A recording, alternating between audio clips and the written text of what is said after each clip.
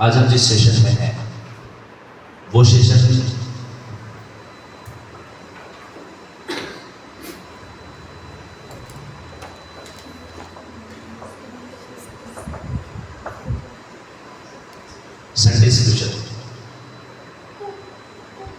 Sunday special में हम बहुत स्पेशल बात करते हैं और ये हमारे एजुकेशन का फाउंडेशन है। हम जो भी चीज़ें सीखते हैं ना, उन चीज़ों का फाउंडेशन यहीं से शुरू होता है। हम आज चर्चा करेंगे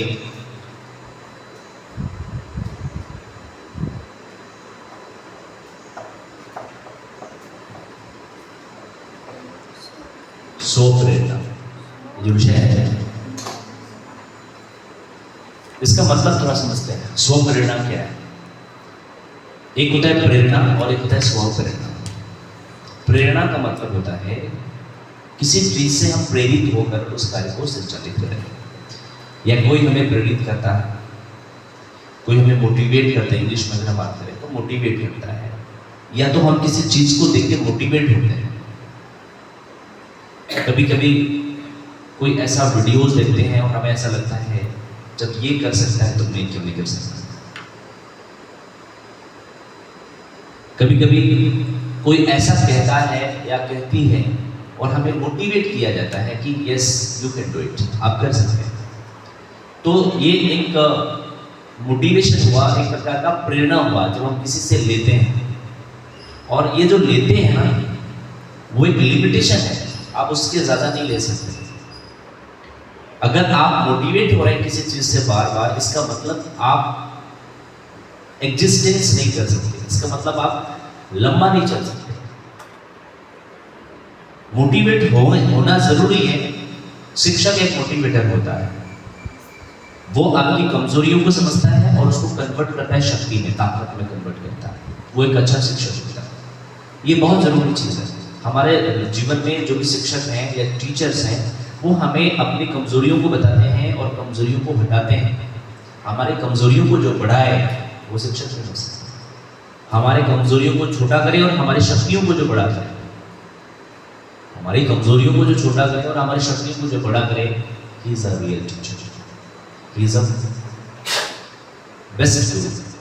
तो दो चीज का ध्यान रखना। लेकिन जब जब भी हम कहीं से मोटिवेट हो रहे हैं, एक दायरा है। मान लो कि ये बल्ब जल रही है तो इसको सप्लाई मिल रहा है एनर्जी की, तो ये बल्ब जल रहा है। लेकिन अगर इसको सप्लाई ना मिले तो ये बंद हो जाएगा, बुझ जाएगा, मतलब रोशनी नहीं देगा। इसका मतलब ये है कि हमेशा ऐसा तो नहीं हो सकता कि हमेशा इसको सप्लाई मिलता रहे। जब सप्लाई नहीं मिलेगा, किसी कारण से वायर गड़ गई हो, कभी मौसम खराब हो गया हो, कभी कुछ भी हो गया हो, तो लाइट का कनेक्टिविटी सही नहीं हो, इलेक्ट्रिसिटी सही नहीं हो, तो रिजल्ट क्या है? आपका जलेगा नहीं, बल्ब जलेगी नहीं, बाकी चीजें होंगी नहीं, जैसा कि हम लोगों ने जीवन में देखा। उसी प्रकार से अगर हम कहीं से प्रेरित हो रहे हैं तो उसका एक लिमिटेशन है, एक लिमिटेशन है, उसके बाद नहीं मिल सकता, या मिलेगा तब भी हम प्रेरित नहीं हो पाते, या एक ऐसा भी कह सकते कि उस दायरे से हम हट जाते हैं।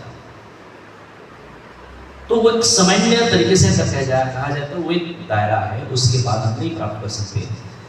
अगर मैं मोटे मोटे तौर पर कहूँ तो मान लो कि आप डायनेमिक आते हो, डायनेमिक में जब तक आ पाओगे आपको पूरा एनर्जी मिलेगा 100%, 200%। लेकिन जब डायनेमिक से आप, चूंकि आपका भी एक समय है, टाइम है, उसके बाद जब आप डिस्कनेक्ट हो जाओगे, फिर आपको वो एनर्जी और पावर नहीं मिलेगी, फिर आपके अंदर की जो प्रेरणा जागृत नहीं होगी। इसका मतलब आप एक लिमिटेशन में रहेंगे। लेकिन मैं जिस चीज की बात कर रहा हूँ उसका नाम है स्व प्रेरणा। हम कुछ ऐसा करें कि हम स्व प्रेरित हों, किसी से प्रेरणा लेने की जरूरत नहीं है। हम जब स्व प्रेरित हो जाएंगे तो वो जिंदगी भर रहेगा, मरते दम तक रहेगा, आने वाला समय में भी लोग इसको ले सकते हैं।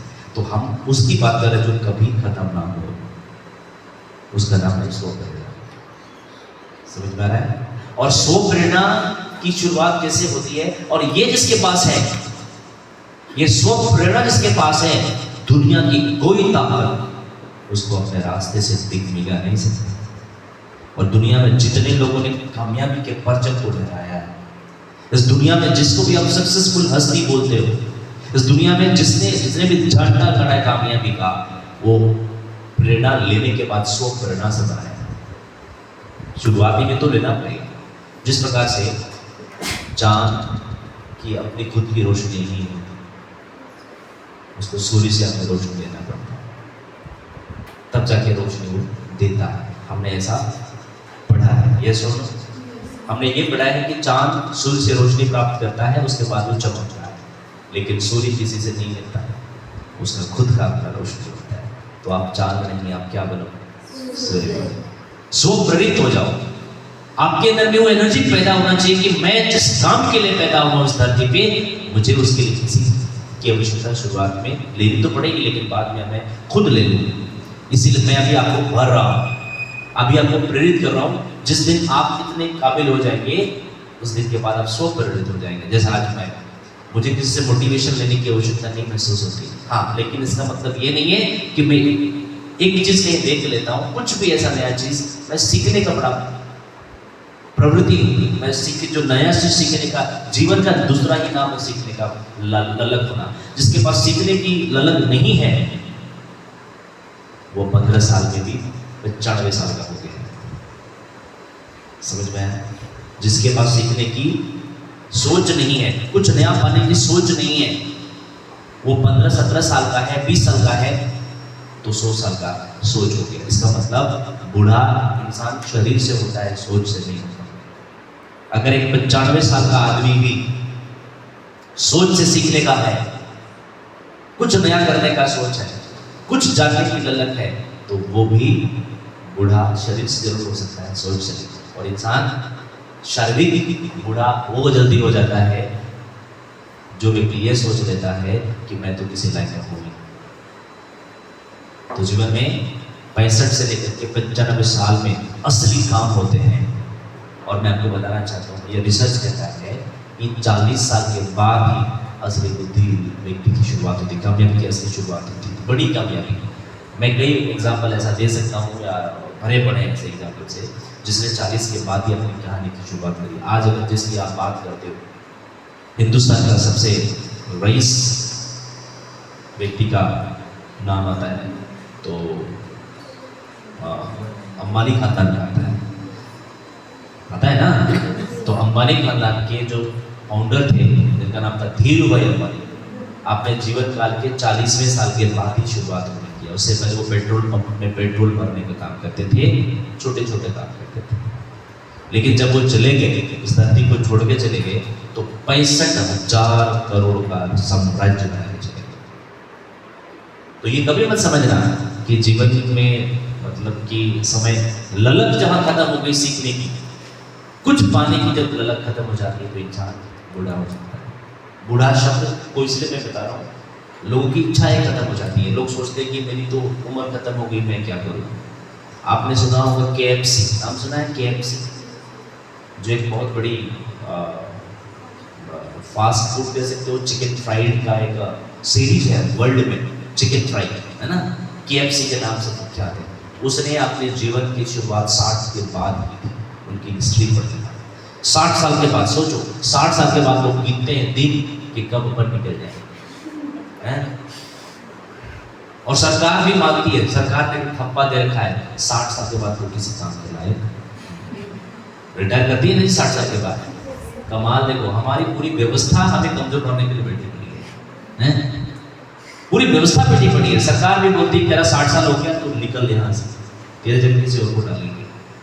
वो समझ रहता है मेरा 60 साल हो गया, अब तो मैं किसी लायक का ही नहीं, मैं किसी काम का ही नहीं। अब सरकार ने बोल दिया तो लोग मानते हैं, भाई सरकार ने कहा तो लोग मानना शुरू कर देते। सरकार ने कहा ये है तेरा आधार कार्ड, तो तू मान लेते हो कि ये मेरा पहचान पत्र है। भाई मेरी पहचान पत्र क्या, पहचान पत्र की वजह से मैं जाना जाऊँ? मैं ऐसा काम करूँ, आज तक किसी ने भगत सिंह का पहचान पत्र पूछा क्या? आपका पहचान पत्र क्या है? इसका मतलब आपके नोट में जो बाबा जी रहते हैं, गांधी बाबा, आपने उनका पहचान पत्र मांगा? आपका पहचान पत्र क्या है बताइए? उन्होंने ऐसा काम कर दिया कि पहचान पत्र की कोई आवश्यकता नहीं है। जहां पर बाबा जी रहेंगे उसका वैल्यू बढ़ जाता है। ये सब आपका अगर 500 का नोट है, अगर बाबा जी हटा दिए जाए तो 500 का नोट बेकार। हाँ जी, गांधी जी अगर उसमें हटा दिए जाए तो मुझे बताओ 500 करोड़ का कोई मूल्य है क्या? उनका हर नोट में आइडेंटिटी कार्ड, हर नोट में आधार कार्ड। तो कभी दिमाग में ऐसा नहीं है यार, जब इस बाबा जी का लग सकता है तो अपना क्यों नहीं लगता उधर? सुभाष चंद्र बोस जी से किसी ने पूछा तुम्हारा आधार कार्ड क्या है? गांधी जी से किसी ने पूछा? नहीं पूछा ना। क्यों नहीं पूछा? क्योंकि उन्होंने ऐसा कमाल कर दिया है कि पूरी दुनिया उनको जानती है। और इसलिए आइडेंटिटी कार्ड से अपना पहचान मत बनाओ, अपने कर्मों से अपनी पहचान बनाओ। इसको कहते हैं रियल पहचान। कोई आइडेंटिटी कार्ड की जरूरत नहीं। लेकिन सरकार की जो व्यवस्था है वो पूछे कि तुम्हारी पहचान पत्र क्या है, उसके आधार पर हम मानेंगे कि तुम वही। एक दिन ऐसा समय आएगा माइंड जो स्वप्रेरित होगा, जो स्वप्रेरित होगा, अंदर से प्रेरित होगा, उस व्यक्ति को आइडेंटिटी कार्ड दिखाने की जरूरत नहीं है। वो बोलेगा ये व्यक्ति है तो ओके। सरकार की पता नहीं कैसे कैसे नियम बना के रखी है इंसान को कमजोर बनाने की। मैं आपको बता रहा हूं, आप कमजोर मत बनो। आप कुछ लोग बोलते हैं सर आप तो सरकार के खिलाफ बात करो। मैं सरकार के खिलाफ बात नहीं कर रहा हूं, मैं सिस्टम के साथ जो रियलिटी है उसके, मैं एक आत्मा के साथ बात कर रहा हूं। यहाँ बैठा हर एक आत्मा कल के तारीख में मुझे बताइए, इस दुनिया में चाहे प्रधानमंत्री हो, चाहे राष्ट्रपति हो, चाहे कोई भी मंत्री हो, दूसरे प्लानेट से आगे बने कि इंसानी बने?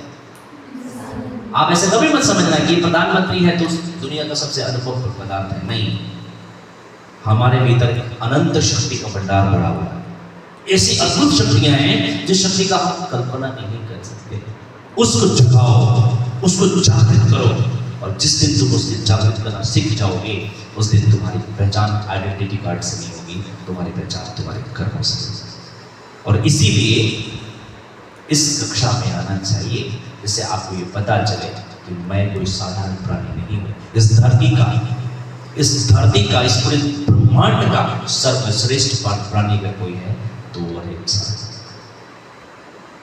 दूसरा कोई नहीं हो सकता। तुम्हारा फिंगर टिप्स किसी दुनिया का 900 करोड़ व्यक्ति में से किसी के साथ मैच नहीं कर सकता। तुम्हारे आंखों का रेटिना 900 करोड़, 950 करोड़ लोगों के बीच में से किसी का चेंज नहीं हो सकता। बताओ ईश्वर का कितना यूनिक चीजें हम बनाया।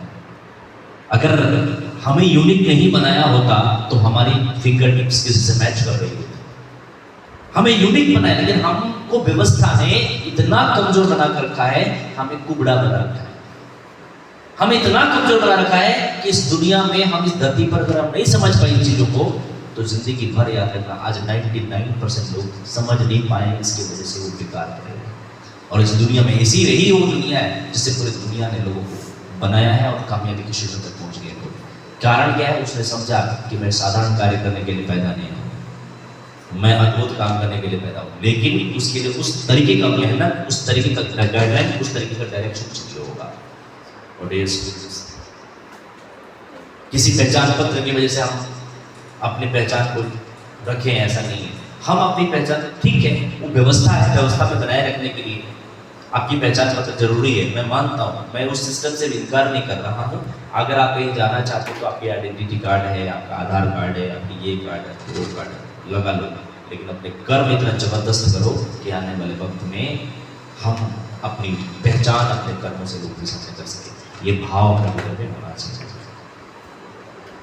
होना चाहिए, होना चाहिए। सरकार ने बोला कि तू 60 साल हो गए, तू आउट हो जा, ठीक है, हम मान लेते हैं और धीरे धीरे इतना मान लेते हैं कि हम जल्दी भगवान के प्यारे हो जाते हैं। आप देख लेना, जिन लोगों की जिंदगी रिटायरमेंट के बाद बहुत लंबा नहीं चलती, जैसे रिटायर करते हैं इतना परेशान हो जाते हैं लोग कि काम नहीं मिलता, टेंशन हो जाती है। और कई बार तो ऐसा भी सिचुएशन देखा गया है कि जब इंसान काम कर रहा है, जब वो जॉब पे है तब तो काम कर ही रहा है। कई बार तो लोगों को देखा जाता है कि जॉब के बाद भी उसको काम करना पड़ रहा है। क्या जिंदगी भाई, बैठ के काम आराम से जिंदगी जी सकते हो, लेकिन नहीं, जितने खर्चे उस वक्त जिंदगी में जब जॉब पे थे उससे कहीं ज्यादा खर्चे बढ़ गए। बच्चा नकारा हो गया, बेकार हो गया, बाप को फिर से काम करना पड़ता है। उस टाइम बाप को काम करना ना पड़े, ऐसा बाप को तैयारी करना चाहिए। लेकिन हम अपने बच्चों को इतना कमजोर बना रहे हैं कि उसको अपने बाप पे ही निर्भर होना सिखाना। आप कभी भी अपने बाप और अपनी मम्मी पर डिपेंड मत रहना। जिंदगी में याद रखना, खुद के बलबूते पर अपनी पहचान बनाओ, अपनी नहीं, कामयाबी की नई गाथा लिखो। और वो अपने कर्मों से हो सकता है। जब पिताजी अंतिम स्टेज पर आए, अंतिम स्टेज का मतलब थोड़े बूढ़े हो जाए, उनको बोले पापा जी आप बैठे हो घर पे, आप अपने बाल बच्चों के साथ खेलो, बाकी काम मैं तो संभाल लूंगा या ना संभाल लूंगा। ये भाव होनी चाहिए ना। जिस मम्मी और जिस पापा ने जिंदगी के उस मुकाम पे दिन रात मेहनत करने के बाद हमें पढ़ाया लिखाया, काबिल इंसान बनाने की विधि बताई, लेकिन उस वक्त हमें समझ नहीं आता। अभी आपको बहुत सारी बातें समझ नहीं आएंगी, आपको सब मिल रहा है समझ नहीं आएंगी, लेकिन याद रखना एक दिन ऐसा वक्त आएगा जिस वक्त आपको सब कुछ अपनी जिंदगी में बलबूते से चलना पड़ेगा। अगर आज वो बात समझ आ जाए, जिंदगी में 3 प्रकार के लोग होते हैं। एक को बोलते हैं इंटेलिजेंट, एक को बोलते हैं वाइज, और एक को बोलते हैं फूल। 3 कैटेगरी बताता हूँ, समझो। इंटेलिजेंट, वाइज और फूल, 3 प्रकार के लोग दुनिया में होते हैं। इंटेलिजेंट का मतलब होता है जो दूसरों की गलतियों को देख के सीख लेता है। खुद गलती करके सीखता है वो इंसान को इंटेलिजेंट नहीं बोलते। जो दूसरों की गलतियों को देखा कि उसने ये गलती करी, मैं नहीं करूंगा, उसको बोलते हैं इंटेलिजेंट। समझ में आ गया? दूसरे गलती कर रहे हैं, वो गलती तुम्हें नहीं करना है। दूसरे गलती कर रहे हैं, बार बार गलती कर रहे हैं, उनको देख करके उस गलती को दोहराना नहीं है, भाई ये गलती होती है, इसे नहीं करना चाहिए, उसको बोलते हैं इंटेलिजेंट। दूसरा वाइज होता है, एक गलती करके सीखता है। गलती कर लेता है, उसके बाद सीखता है यार नहीं करना चाहिए, मैंने गड्ढा में गिर लेता है, उसके बाद सीखता है। तो जिंदगी में गड्ढा में गिर गिर के सीखेगा, तो उसके बाद थोड़ी गड्ढा है जो बार बार गिरे और सीखेगा। समय बहुत कम है, इसलिए सबसे बुद्धिमानी क्या है? दूसरों की गलतियों से सीखना। और तीसरा वो व्यक्ति होता है जो एक गड्ढे में बार बार गिरता है, वो कभी उठता ही नहीं, उठता है तो फिर गिरता है, उसको बोलते हैं गधा। फूल बोलते हैं उसको। क्या बोलते हैं इसको? क्या बोलते हैं इसको? फूल। एक ही गलती को बार बार करेगा, उसको फूल ही बोलेंगे ना। ये सुनो, मैं उस दिन भी बता रहा था कि एक आम गलती क्या करते हैं लोग, जबकि लोगों को पता है ये शब्द है प्यार, आधा अधूरा है, कभी पूरा नहीं, फिर भी लोग एक गलती करते हैं, समझते ही नहीं है। दूसरा है प्रेम, ये भी अधूरा है। लोग इसी के चक्कर में, पूरा कौन है? ये पूरा है। शादी पूरा है, विवाह पूरा है, हाँ जी, लेकिन कुछ लोग बार बार यही गलती करते हैं। क्या बोलते हैं उसको? भाई दूसरे कितना धोखा खाया है, इसको देख के सीख जाओ। क्या है? ऐसे जगह में अक्सर धोखा ही मिलता है 99%। मुझे बता दीजिए, अक्सर लोग का प्रॉब्लम, भैया इतना अगर करना है तो तुम सीधे सीधे अपने एजुकेशन पर करो ना, आधा करो चाहे पूरा करो, पूरा काम आएगा। हाँ जी, अपने शिक्षा पर करो। प्रेम ही करना है तो इंग्लिश से करो। हम किसी ऐसा व्यक्ति से करने, व्यक्ति से भी प्रेम करो मत, परिवार है वो अलग चीज है। हम लोग गलत जगह में काम कर डालते हैं, प्रॉब्लम वैसे चालू होती है। और कुछ लोग बोले सर मुझे ना धोखा मिला। क्या मिला? अच्छा धोखा मिला, धोखा खाने वाले का समस्या है, प्रॉब्लम है कि धोखा देने वाला का प्रॉब्लम है कि धोखा खाने वाला का प्रॉब्लम? भैया तुमने ऐसा काम ही किया कि धोखा तो मिलना था, पूरा तो होना नहीं था कभी। तुम जान रहे हो वो शब्द पहले से फिक्स। बताइए आज के तारीख में 99% लोग इसी तरह के चक्कर में पड़े रहते नहीं रहते? हाँ, करना है तो ये कर लो, टेंशन खत्म हो जाएगा, पूरा हो जाएगा। इंटेलिजेंट कौन? दूसरों की गलतियों से जो सीखे उसे क्या कहते हैं? इंटेलिजेंट। जो बार बार गलती करके सीखे उसे क्या कहते हैं? और बार बार जो गलती करे उसे क्या कहते हैं? तो तुम 3 में से कौन सा कैटेगरी में हो अभी तक? अभी तक बताओ। कुछ लोग सोच रहे थे अभी तो शायद इधर ही होंगे, इस जगह में होते होंगे, राइट?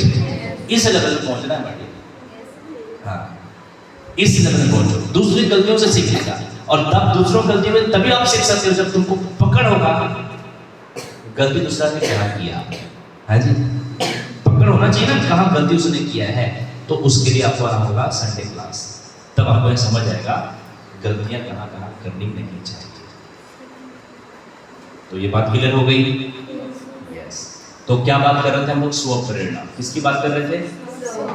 बताइए कितनी इंपॉर्टेंट है स्वप्रेरणा, कितनी इंपॉर्टेंट है? स्वप्रेरणा बहुत इंपॉर्टेंट। यस, स्वप्रेरणा। बताइए इस स्वप्रेरणा से जिसने भी प्रेरित हुआ, विप्रेरित हुआ, उसने दुनिया में इतिहास के पन्ने गाड़े।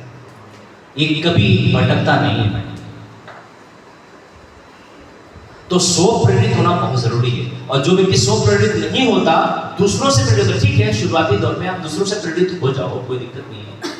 नॉलेज जैसे अभी आपका स्टेज है नॉलेज लेने का, ज्ञान लेने का, किसी गुरु जी के पास जाएंगे, किसी शिक्षक के पास जाएंगे, सीखेंगे, सीखना बहुत जरूरी है, वहां से प्रेरित भी होंगे। और जिंदगी में लर्निंग का जो भाव है ना, कभी खत्म मत होने देना। जहां लर्निंग एंड होती है वहां फुल स्टॉप होता है। चाहे उम्र कोई किसी का भी तकाजा, उम्र का कोई तकाजा नहीं है उसमें। लर्निंग सीखने की ललक हमेशा होनी चाहिए, कुछ नया चीज सीखने का। और एक जीवन का बहुत अच्छा नियम है, वो नियम ये है कि जीवन में जब भी कोई प्रॉब्लम आ रहा है, कोई तकलीफ आ रही है, कोई दिक्कतें आ रही है, कोई कष्ट आ रहा है, तो जीवन में ये समझना चाहिए, हालांकि लोग ज़्यादा समझते हैं कि प्रॉब्लम आ रहा है या बहुत दिक्कत है, बहुत टेंशन है, बहुत वहाँ एक इंसान का नया जन्म होता है। जब भी कष्ट आता है जीवन में, तभी इंसान का नया जन्म होता है। क्यों? हम उसको उस तरीके से समझते नहीं है। जब आप समझ जाएंगे तो आपको अच्छा लगेगा जानना कि जब भी कोई लाइफ में किसी प्रकार का फाइनेंशियल प्रॉब्लम हो, सोशल प्रॉब्लम हो, फिजिकल प्रॉब्लम हो, बीमारी का नहीं, मैं ऐसे कई बार चैलेंजेस आएगा आपके साथ, तो उस वक्त आपके साथ एक नया शक्ति का संचार होता है। और इंसान की जागृति ऐसे वक्त में होती है, ऐसे वक्त में होती है, सामान्य और नॉर्मल वक्त में नहीं होती। जब कोई कठिन परिस्थितियां आती हैं, जब कोई टफ सिचुएशन आता है, तभी एक इंसान का शक्ति का जागरण होता है। हमारे पास शक्तियों का भंडार है। मैंने आपको थोड़ी देर पहले बताया, इतनी शक्तियां हमारे भीतर में है, तो हम चाहे तो पूरी दुनिया के नक्शे को बदल सकते हैं। इस दुनिया को हम ऐसी ऐसी चीजें दे सकते हैं, दुनिया वालों ने दिया है। दुनिया वालों ने ऐसा ऐसा चीज दिया है जो आदमी, जो व्यक्ति कभी पक्षी की तरह उड़ नहीं सकता, आज हवाई जहाज में उड़ रहा है। दुनिया को मिला है, ट्रेन मिली है, सिस्टम मिला है, बहुत कुछ मिली है। उन लोगों ने किया है, क्यों किया, कैसे किया है, इसका मतलब उसने समझाया तभी तो किया है। हम अब क्यों नहीं कर सकते, या कर क्यों नहीं सकते, कर सकते हैं, लेकिन हम उस दिशा में काम नहीं करते। मैं ये नहीं कह रहा हूं कि तुम एक आविष्कार करो, लेकिन तुम ऐसा कुछ बनो, ऐसा कुछ करो जो समाज के लिए, राष्ट्र के लिए कुछ बड़ा दे सके। केवल हम लेने वाला मत बने, देने वाला बने। जब हम इस प्रकृति ने हमें इतना कुछ दिया है, वायु दे रखा है, भोजन दे रखा है, तो हम कुछ देने वाला तो बने। हम केवल देवता बन रहे हैं। अरे भाई देवता भी बनो। मैं अभी थोड़ी देर पहले बता रहा था कि इंसान इस धरती का सबसे बेहतरीन क्रिएशन है। कैसे? मैं 2-3 एग्जाम्पल देता हूँ। एक कुत्ता अपने लेवल से घटिया काम करेगा तब भी वो क्या कहलाएगा? कुत्ता ही कहलाएगा। और अपने लेवल से बढ़िया काम करेगा तब भी वो क्या कहलाएगा? कुत्ता ही कहलाएगा। एक देवता भी अपने लेवल से घटिया काम करेगा तभी वो देवता ही कहलाएगा, और बढ़िया काम करेगा तभी वो देवता ही कहलाएगा। लेकिन एक इंसान अगर घटिया काम करे तो कुत्ता से भी बदतर हो सकता है, और बढ़िया काम करेगा तो देवता से भी महान हो सकता है। ये है इंसान। तो बताइए, हम सब इंसान ही है ना? तो एक व्यक्ति की जो जरूरत है, एक व्यक्ति की जो कहानी है, उसके कर्मों से ही शुरू होती है। हम क्या कर्म करते हैं, हम ये भूल जाते हैं यार, हम किस चक्कर में पड़े हुए हैं। हम तो पता नहीं कौन सा चक्कर लगा हुआ है, ऐसा है, मेरे को ये चाहिए, मेरे को वो चाहिए, अच्छा उसने मेरे को ऐसा बोल दिया, उसने ऐसे मेरे को ऐसा बोल दिया। भाई आपके मम्मी पापा हैं, आपको अगर जान भी मार दे तो उनका तुम आभार रहो, उनका हक है। मान लो एक बात की, मम्मी पापा का हमारे घर में इतना, देखो दुनिया में भगवान कहीं मिलते हो चाहे नहीं मिलते हो, आपके सामने सबसे बड़ा भगवान आपके पेरेंट्स हैं। मैं अक्सर बोलता हूँ, शायद आपको भी मैंने बोला है, इस दुनिया में भगवान हर जगह नहीं पहुँचते, इसने माँ को बनाया। केयरिंग, डिवोशन, गौर करना। मम्मी जो है ना, हमेशा बच्चों से पहले उठती है। सोचो, माँ का कोई तुलना किसी से नहीं हो सकता। और पापा तो इसलिए नहीं रो सकते क्योंकि वो कमजोर नहीं बनना चाहते अपने पेरेंट्स से, बच्चों को। वो अलग अपना कहीं भी जाकर के अपना दर्द शायद वो बयां नहीं करते। पापा जी का ऐसा रोल है कि बयां नहीं कर पाते, लेकिन उनके अंदर में बहुत वो रहता है, मतलब अपने बच्चों के लिए, अपने फैमिली के लिए। वो दिन रात एक कर देता है अपने बच्चों के लिए। मम्मी तो एक कोमल भाव होती है, वो तो दयावान होती है, ममता में तो रो भी लेती है, बाप नहीं रो सकता। और जो बाप के नहीं रोने के भाव को जो समझ लेता है रियली वही उसका अच्छा और संतान है, इसको हम लोग कहते हैं। एक होता है ना, संतान दो प्रकार के होते हैं। एक संतान वो होता है जो अपने बाप और अपनी मम्मी की मान मर्यादा प्रतिष्ठा ऊंचा उठाता है, और एक वो संतान होता है जो नीचे गिरा रहता है। उसको ये बात का ध्यान नहीं रहता कि मेरे मम्मी पापा का क्या होगा। इसलिए मैंने आपको मम्मी टेस्ट और पापा टेस्ट बताया था।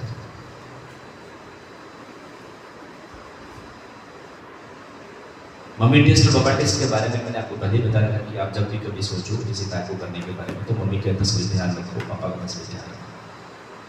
तो एक अच्छा संतान बनना, जिस बाप के दर्द को, फीलिंग को एक बच्चा जो समझ लेता है कि बाप के पास क्या बीत रहा है। और अक्सर जो बेटियां होती हैं ना, ऐसा मैं ये नहीं कह रहा हूँ कि ये है, लेकिन बहुत हद तक ये बहुत सत्य है कि बेटा जो होता है ना माँ के बड़ा करीब होता है, और बेटियां जो होती है पापा से बड़ा करीब होती है। ये एक साइकोलॉजी है। और ऐसा भी है कि बहुत जगह मम्मी अपने बेटियों से भी बहुत ज़्यादा कनेक्टेड रहती है। ये भी ऐसा नहीं मैं कह रहा हूँ, लेकिन ज़्यादातर ऐसा होता है पिता के साथ बेटियां कनेक्टेड ज़्यादा रहती हैं और बेटा माँ के साथ कनेक्टेड रहता है। ये रिएक्शन मतलब ह्यूमन नेचर है, ह्यूमन नेचर। अगर बेटी अगर बोले पापा मेरा ये, हाँ बेटा आ जाए, कोई दिक्कत नहीं। आजकल तो बेटियों को भी लोग बेटा ही लेते हैं, हाँ बेटा हो जाएगा, क्या फर्क पड़ता है इसका। कई बाप तो अब दिन रात मेहनत करके अपने बच्चों को पढ़ाने के लिए दिन रात एक करते हैं, जैसा जो उनका औकात है उसके हिसाब से अपना काम करते हैं। लेकिन कई बार मम्मी के साथ बेटियों का थोड़ा सा ना तू मैं बोल नहीं जाती है, वो नियम है, तो मैंने सोसाइटी के नियम है कि ह्यूमन नेचर है। क्योंकि एक जो जाति के लोग का थोड़ा विकर्षण होता है और अपोजिट जाति में आकर्षण होता है। हमने मैग्नेटाइट के नियम में पढ़ा है ना, एक नॉर्थ और एक साउथ है, और दूसरा मैग्नेटाइट को अगर साउथ वाला को साउथ में तो विकर्षण होगा, और नॉर्थ वाला और साउथ को डालोगे तो क्या होगा, आकर्षण होगा। वही इंसान के नियम के साथ होते हैं। इसीलिए तो आकर्षित होते हैं, किसी चीज को देख के आकर्षित हो जाते हैं। अगर हमारे से अपोजिट वाले पर तुरंत आकर्षित होते हैं, ये ह्यूमन नेचर है ना। मेल है तो फीमेल पर आकर्षित होंगे, और मेल है तो फीमेल है तो मेल पर आकर्षित होंगे। फीमेल आकर्षित कब होगी, मेल में आकर्षित नहीं, ये फैक्ट है ना। कभी देखा है किसी फीमेल को फीमेल से आकर्षित होते हैं? अरे वो ठीक है ना यार, हाँ फीमेल से फीमेल आकर्षित नहीं होता, वहाँ जलन होता है, जलन है। बहू का सास के साथ लोग बोलते ना, बहू कभी सास और बहू का कभी जमता नहीं। कई बार तो लोग कहते हैं बहू भी कभी बेटी बनी, बेटी की तरह रहे तब तो, लेकिन बेटियां कहते हैं ये माँ की तरह रहे तब तो। ये आता है कई बार चीजों में, बहू बेटी क्यों नहीं बन सकती। लेकिन अब धीरे धीरे चीजें बदल रही हैं, तोड़ रही हैं। आधुनिक समाज में लोगों को मानसिकता बदल रही है, कुछ चीजें बदल रही हैं। आज बहू बेटी की तरह हो रही है, उतना सेवा भी। हालांकि देखिए सेवा का मतलब क्या है, अगर माँ उस तरीके से ट्रीटमेंट करती है या सास उस तरह से ट्रीटमेंट करती है तो परिवार एक प्रकार का खुशहाल परिवार हो जाता है। आज के टाइम में बहुत सारा रील्स, देखो रील्स अलग होता है, रील अलग होता है। रील्स में मत जाओ, रील्स में तो इतना प्रेम दिखाई दिया जाएगा कि आप सोच भी नहीं सकते, इतना प्रेम है बहू और सास में, है ना। तो ये अलग चीज़ है, बट रियलिटी यही है कि सास तो सास ही है और बहू तो बहू ही है। लेकिन ये मानसिकता बदलेगी कैसे, धीरे धीरे बदलेगी। सो एनीवे मैं ये कह रहा था कि मम्मी और बेटियों में थोड़ा सा देखो प्रेम तो है, अनंत प्रेम है। दिन रात हमारे पेरेंट्स हमारे कर रहे हैं, हमें पढ़ाई के लिए भेजा जाता है कि जाओ तुम पढ़ो, आगे बढ़ो, है ना। ये समझना चाहिए हम लोग। तो एनीवे तो स्व प्रेरणा का जो दूसरा चीज, मैं कुछ चीजें अभी आपको लिखवाने वाला हूँ जिसमें आपको ये जानना होगा, सीखना होगा, क्योंकि आपको बहुत बार मदद करेगा इस सब चीजों पर कि भाई जीवन का नियम को समझना कैसे, कौन व्यक्ति आपके जीवन में उन बाधाओं को दूर कर सकता है, और बाधाएं जब तक आपके जीवन में है तब तक आप बड़ा काम नहीं कर सकते। मेरे हाथ में किताब है जो अक्सर मैं इन बातों की बात करता हूँ, मैं एक हवाला देता हूँ। ये किताब मैं इसलिए आपको बताता हूँ क्योंकि इन चीजों में बहुत सारी कुछ सीखने की चीजें हैं, और सीखने की चीजों को जरूर सीखना चाहिए। दो तीन चीजें मैं आपको पढ़ के सुनाता हूँ, ज़्यादा ध्यान से समझना।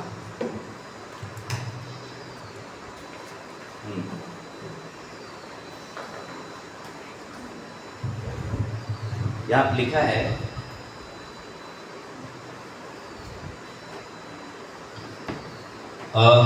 बुढ़ापे का वर्षों की उड़ान से कोई लेना देना नहीं। बुढ़ापे का वर्षों के उड़ान से कोई लेना देना नहीं है। ये तो इंसान के मस्तिष्क में बुद्धि का उदय है। बुढ़ा वृद्ध, वृद्ध वृद्ध मतलब बुढ़ा। वृद्ध का मतलब क्या होना चाहिए? वो तो ठीक है, लेकिन एक्चुअल वृद्ध का मतलब तो हर चीज में वृद्धि होना चाहिए। ज्ञान में वृद्धि, सम्मान में वृद्धि, भावना में वृद्धि, सहनशीलता में वृद्धि, तब तो बुढ़ा।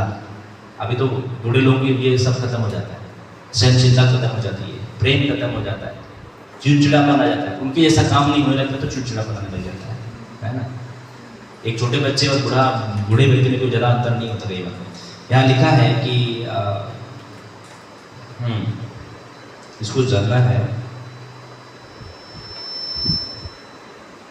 ईश्वर जीवन है और यह अब आपका जीवन है।